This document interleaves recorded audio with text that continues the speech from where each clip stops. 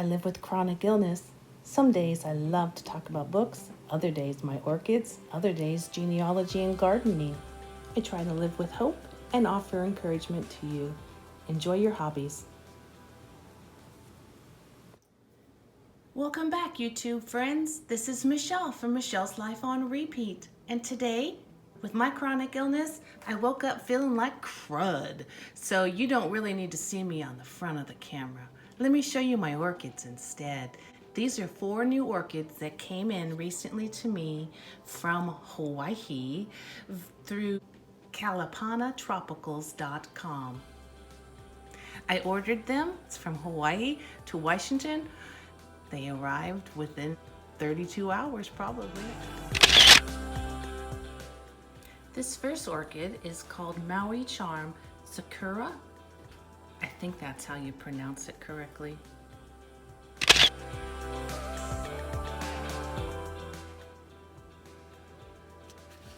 It's still pretty young.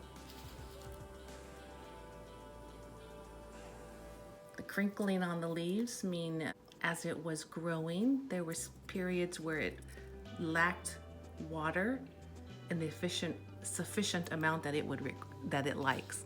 Not that you forgot to water it, just that it liked more than it was getting. And that'll be with the plant for the rest of its life until it matures enough where it drops that leaf. That little crinkle will be there.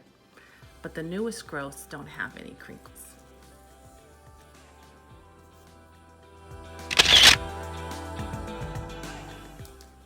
The second one I got is a LC, which I believe is a Laelia Cataleya. I may be wrong on that, but I'll put a picture up, of course, with this one also in it.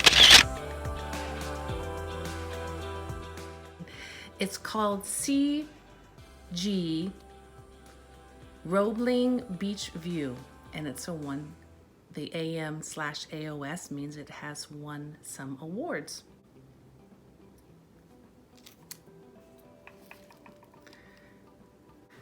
Most of my orchids here in Washington, Pacific Northwest, I use bark.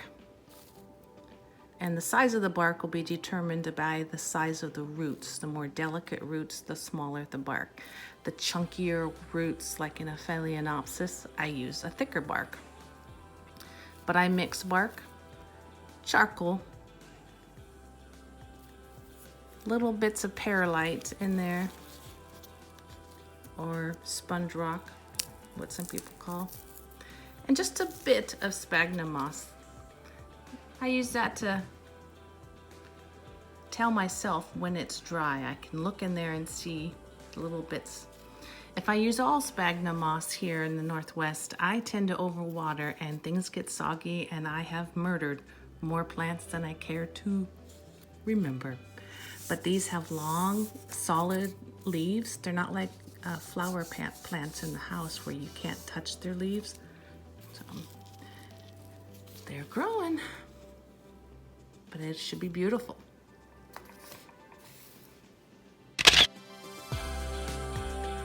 Plant is called a Melinda Marie Blue Fairy. I look at the beautifulness of the flower online and whether it's potently fragrant. If they're overpowering, I can't tolerate that with my allergies. And the next thing I look for is the temperament of the weather that it likes, whether it can handle really hot or really cool or just intermediate. Things that like to cool down at night, I can do really well in my house. In the house, in a spare bedroom, and with the air conditioning in the summer and with the vents off in the bedroom in the winter, it gets nice and cool. But look at that beautiful growth.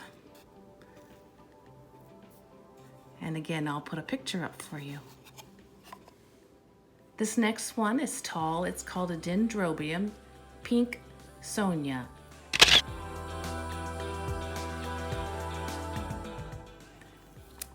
And I'll bring it down so you can see all of the leaves.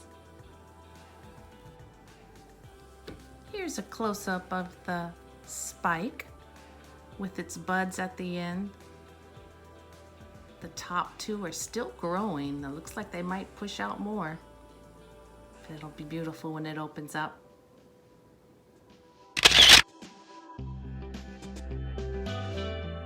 And again, same bark media, a medium size with perlite or sponge rock and some charcoal bits, just a few bits of sphagnum moss. Key thing when you get these is reading about what kind of light they prefer. If you think it needs bright light and you don't have anywhere bright in your house, you have to consider getting supplemental lighting. And there's a lot of options out there on the market. But those are my 4 recent orchids. Thanks for watching. My partner in crime helping me with the hard tasks of orchid viewing.